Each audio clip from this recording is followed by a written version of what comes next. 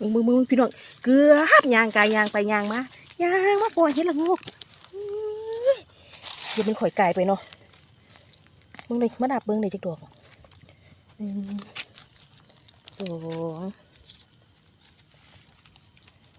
3 4 5 6โอ้ยพ่อแล้วเห็นละโงกเลี้ยงเบิ้งที่ล่ะเลี้ยงแถวซ้ายไหลอยู่